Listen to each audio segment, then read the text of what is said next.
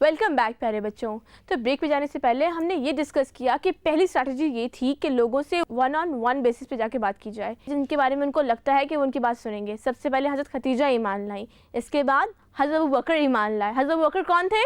حضرت محمد صلی اللہ علیہ وسلم کے دوست. جی ہاں, وہ ان پر ایمان لائے. اس کے بعد کہا جاتا ہے کہ بچوں میں سب سے پہلے ایمان لانے والے حضرت علی تھے. حضرت علی کیونکہ ان کی کفالت میں تھے تو وہ ان کو بہت کاپی کیا کرتے تھے. ابن عباس کی ایک روایت کے مطابق بچوں میں سب سے پہلے نماز پڑھنا بھی حضرت علی نے سیکھا تھا.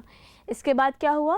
اس کے بعد انہوں نے آہستہ آہستہ جا کے لوگوں کو تبلیغ کرنی شروع کی, ان لوگوں کو جن کے بارے میں انہیں لگتا تھا کہ ان کے دل اسلام کی طرف مائل ہو سکتے ہیں. حضرت ابوبکر نے کیا کیا؟ ایک ریئل فرینڈ کیا کرتا ہے؟ ایک ریئل فرینڈ آپ کو آپ کے ہر اچھے برے ٹائم میں سپورٹ کرتا ہے, اور انہوں نے بھی سپورٹ کیا. انہوں نے جا کے ان کے مشن کو آگے بڑھایا اور ان کے کہنے سے بھی بہت سارے لوگ ایمان لے کر آئے. آپ کو پتہ ہے اس کے بعد اسٹیپ 2 کیا تھا؟ اسٹیپ 2 یہ تھا کہ پھر اللہ سبحانہ وتعالیٰ نے ان کو حکم دیا کہ اب جا کر اپنے رشتہ داروں اور قرابت داروں کو بتائیں. جب آپ اپنے بالکل امیجیٹ کلوز سرکل کو ٹچ کر لیتے ہیں, اس کے بعد آپ کو اگر کوئی اچھی بات بتانی ہو تو آپ کس کو بتائیں گے, کس پہ امپلیمنٹ کریں گے؟ اپنی فیملی پہ. اسٹیپ 2 کے اندر انہوں نے کیا کیا؟ انہوں نے ایک دعوت دی. دعوت کے اندر انہوں نے اپنی پوری فیملی کو بلایا. بنو ہاشم, بنو مطلب آ کے وہاں بیٹھے. کھانے کے بعد انہوں نے ذکر چھیڑا. انہوں نے کہا کہ میں اللہ کا نبی ہوں, آپ ایک اللہ کو مانیں, آپ توحید پر آ جائیں, آپ بت پرستی کو چھوڑ دیں. سب لوگ ان کی بات خاموشی سے سن رہے تھے, لیکن ایک شخص نے بیچ میں انٹرپٹ کیا. اس شخص کا نام تھا ابو لہب. ابو لہب کے بارے میں آپ نے قرآن میں کوئی صورت سنی ہے؟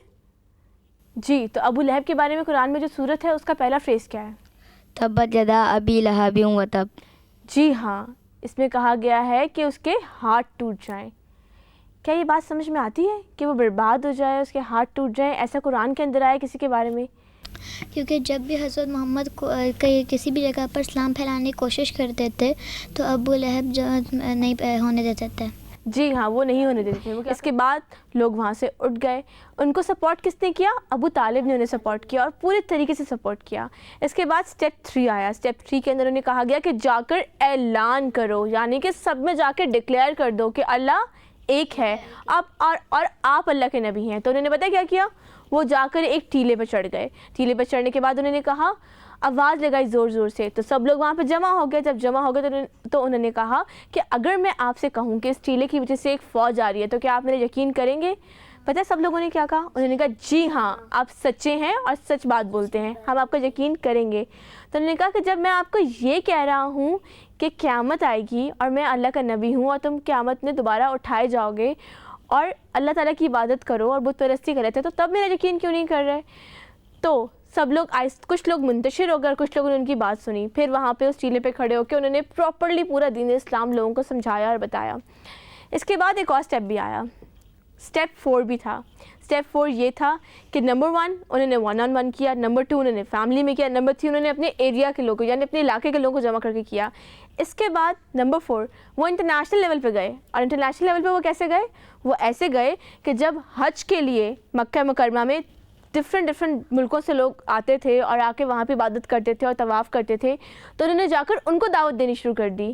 آپ کو پتہ ہے قریش نے کیا کیا؟ وہ لوگ جو ان کے اگینسٹ تھے انہوں نے کہا کہ ہم کچھ پلان کرتے ہیں, ایسا نہ ہو کہ لوگ ان پر ایمان لے آئیں اور ہمارے بتوں کو چھوڑ دیں, ایسے تو بہت بری بات ہو جائے گی. تو انہوں نے کہا کہ لیٹس ڈیسائیڈ کہ ہمیں ایک اسٹیٹمنٹ دینا ہے ان کے بارے میں تاکہ لوگ ان کی طرف نہیں آئے.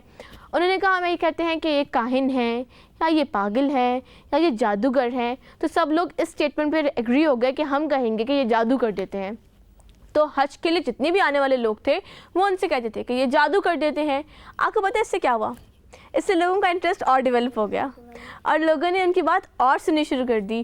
نادانی میں ان لوگوں نے خود ہی نبی اکرم صلی اللہ علیہ وسلم کو ہر جگہ پہ مشہور کر دیا, اور کہا جاتا ہے کہ اس میں کافی لوگوں نے ان کی بات سنی اور ان کا دل ایمان کی طرف مائل ہوا. اس کے بعد پتہ ہے قریش نے کیا کرنا شروع کیا؟ اس کے بعد ان لوگوں نے ریٹیلیٹ کرنا شروع کیا. انہوں نے ان کا مذاق اڑانا شروع کیا, ان کی تحقیر کرنی شروع کی. انہوں نے کہا کہ یہ تو ہمارے جیسے انسان ہیں, یہ تو بازاروں میں چلتے پھرتے ہیں, ہماری طرح روزی کے لیے کام کرتے ہیں, یہ کیسے پیغمبر ہو سکتے ہیں؟ انہوں نے ان کے اوپر الزام لگانے شروع کیے. صرف اتنا نہیں کیا, انہوں نے ان کو دین اسلام کی دعوت دینے سے روکنا شروع کیا. روکنے کے لیے پتہ کیا کرتے, جیسے نبی اکرم صلی اللہ علیہ وسلم کہیں بھی جا رہے ہیں نا اپنی بات کرنے کے لیے, وہ ان کو پیچھے سے فالو کرتے تھے, اور فالو کر کے اب وہ اپنی بات کریں تو یہ کھڑے ہو کے اپنی سٹوری سنانا شروع کر دیں گے. اس کی بات نہ سنو, میرے پاس تو اس سے بیٹر سٹوری ہے, اس کو سنو.